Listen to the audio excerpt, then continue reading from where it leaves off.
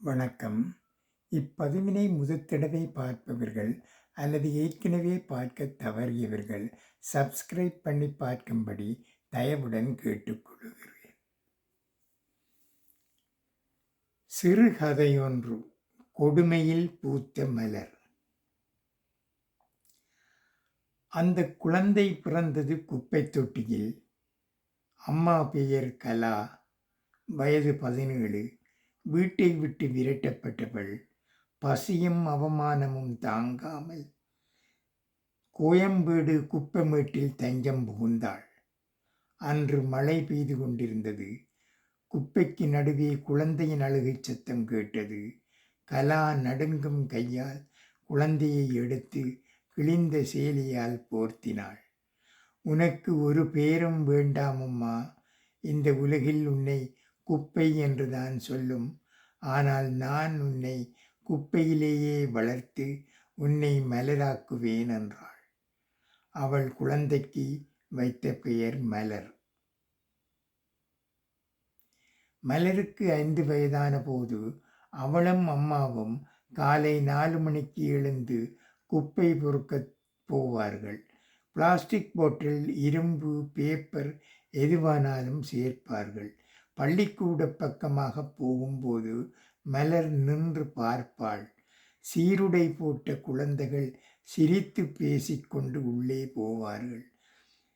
நானும் அம்மா படிக்கப் போகலாமா என்று கேட்டாள். கலா கண்ணை துடைத்து கொண்டு சொல்வாள், நீ படித்தால் நம்ம வாழ்க்கை மாறும் மலரே. ஆனால் முதல்ல சாப்பாட்டுக்கு வழி வேணும் என்றாள். ஒரு நாள் மலர் குப்பையில் ஒரு பழைய சிலேட்டையும் உடைந்த பென்சிலையும் கண்டெடுத்தாள். அதுவே அவள் புத்தகம், அதுவே அவள் பள்ளி. குப்பமேட்டின் ஓரத்தில் அமர்ந்து தெருவிளக்கு வெளிச்சத்தில் எழுத்து பழகினாள். மற்ற பிள்ளைகள் குப்பை பெண் என்று கல்லெறிவார்கள். மலர் அழமாட்டாள். சிலேட்டை இறுக்கி பிடித்து கொள்வாள்.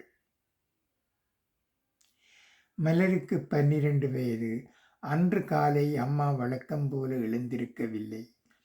குப்பையின் நாற்றமும் பசியும் குளிரும் சேர்ந்து அவளை கொன்றுவிட்டது. மலர் அம்மாவின் உடலை கட்டிப்பிடித்து அழுதாள். அம்மா, நீ சொன்ன மாதிரி நான் மலராவேன். அந்த குப்பையிலேயே பூப்பேன். யாரும் என்னை மிதிக்க முடியாது. அன்றிலிருந்து மலர் தனியாக குப்பை பொறுக்கினாள். கிடைத்த காசில் ஒரு பகுதியை சேமித்தாள். மீதியை ஒரு இரவு பள்ளியின் கட்டணமாக கட்டினாள். பகல் முழுக்க குப்பை, இரவு முழுக்க படிப்பு, தூக்கம். அது அவளுக்கு ஆடம்பரம். 10ஆம் வகுப்பில் மாநிலத்தில் முதல் மதிப்பெண். 12ஆம் வகுப்பில் 98 வீதம். ஒரு தனியார் கல்லூரி முழு உதவித்தொகையுடன் அவளை அழைத்தது. மேடையில் மலர் பேசிய போது 1000 பேர் கண்ணீர் விட்டார்கள். என்னை நீங்கள் பார்ப்பது ஒரு மனைவியாகத்தான். ஆனால் நான் பிறந்தது குப்பையில்.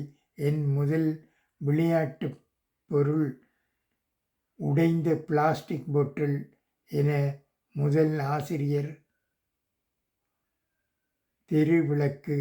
என்னை வளர்த்தது என் அம்மாவின் கண்ணீர்.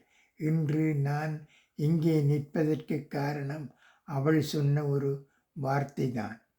நீ குப்பையிலே வளர்ந்தாலும் மலராவாய்.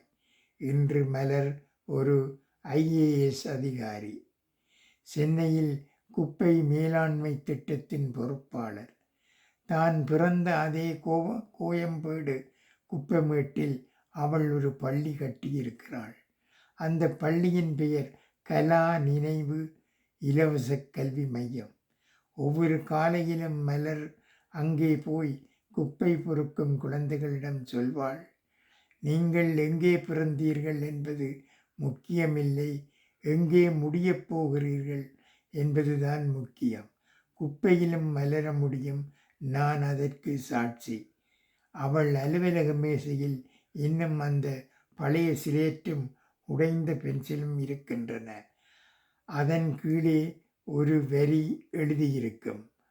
கொடுமையில் பூத்த மலர் யாரையும் காயப்படுத்தாது, மாறாக பலரை வாழ வைக்கும். சிலர் குப்பையில் பிறந்திருக்கிறார்கள், ஆனால் அவர்கள் மனம் குப்பையாகி விடாதவரை அவர்கள்தான் இந்த உலகத்தின் உண்மையான வைரங்கள். நன்றி, வணக்கம்.